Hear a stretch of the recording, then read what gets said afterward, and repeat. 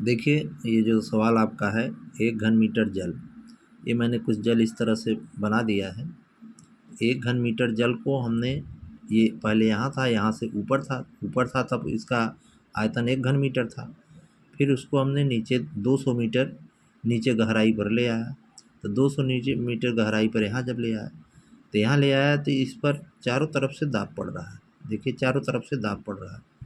जब दाब पड़ेगा तो ये अगर जल के अलावा कोई वस्तु होता तो ये सिकुड़ता है, जल भी सिकुड़ेगा, कोई वस्तु भी होगा तो चारों तरफ से दाब पड़ेगा तो इसका आयतन कम होगा, आयतन में विकृति आएगी। आयतन में विकृति आएगी तो आयतन कम होगा। इस तरह से देखिए कुछ, तो चारों दिशाओं से जब दाब पड़ेगा तो आयतन कम होगा, आयतन में विकृति आएगी। तब इसके लिए हम क्या करेंगे? इसके लिए हम जो है डेल्टा पी समानुपाती क्या होता है, माइनस डेल्टा बी अपान बी। तो जो दाब पड़ता है वो दाब उसके आयतन में कमी के बराबर होता है। तो डेल्टा पी बराबर, ये समानुपाती के निशान को हटाएंगे तो ये आयतन प्रत्यास्थता गुणांक है बी। उसके बाद माइनस डेल्टा बी बटे बी, समीकरण नंबर 1 इसको मान लेते हैं। और जैसे जैसे गहराई के पर ले जाएंगे तो इसमें जो दाब है वो डेल्टा पी इक्वल रो जी एच होता है। तो जल का, यहाँ देखिए जल रो क्या है, और रो जल का घनत्व है, और जी गुरुत्वीय त्वरण है, ऊंचाई है। तो अब हमको डेल्टा पी निकालना है। डेल्टा पी का मतलब क्या हुआ, यहाँ पी जो है, दाब जो है वह 0 था, लेकिन जब यहाँ आया तो उसका जल का घनत्व तो यहाँ बढ़ा, गहराई बढ़ी, तो इसका अंतर हम निकालेंगे। अगर तो पी 0 प्लस रो जी एच, इसको हम लिख सकते हैं डेल्टा पी।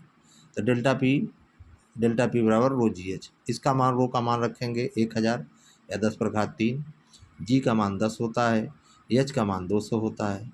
तो 2 इधर रख लीजिए, 2 जीरो, 1 3 जीरो और 3 यहाँ है, 10 पर घात 6 न्यूटन प्रति मीटर स्क्वायर। अब इसका मान समीकरण नंबर 1 में रखिए। समीकरण नंबर 1 में मान रखने पर delta P B minus delta V upon B, तो डेल्टा पी का मान 2 गुणित 10 पर घात 6 हो गया। बी का मान यहाँ देखिए दिया है 22,000 वायुमंडलीय दाब, तो 22,000 मैंने लिख दिया। और एक वायुमंडलीय दाब बराबर होता है 10 पर घात 5 न्यूटन प्रति मीटर स्क्वायर, तो 10 पर 5 का गुणा कर दिया, माइनस डेल्टा बी।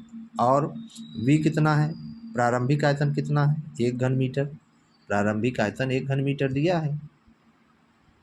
हल करिए, इसको यहाँ से उठा के नीचे करेंगे तो बचेगा क्या, डेल्टा बी। अब देखिए, इसको हम लिख दिया 2/22, 2/22 3 जीरो और 5 3 8 जीरो, 8 हुआ, 10 पर घात 8, उसको ऊपर ले गए तो -8 हो गया। तो अब -8 में से 6 घटाएंगे, -2 आएगा, और 1 में 11 भाग देंगे तो 0.0909, 10 पर -2 डेल्टा बी आया। 2 अंक खिसकाएंगे तो 2 घात इसमें माइनस हो जाएगा, तो 9.09 गुणित 10 पर -4 मीटर क्यूब, ये डेल्टा बी आ जाएगा। आयतन में कमी जो पूछ रहा है, आयतन में कमी इतने की आएगी।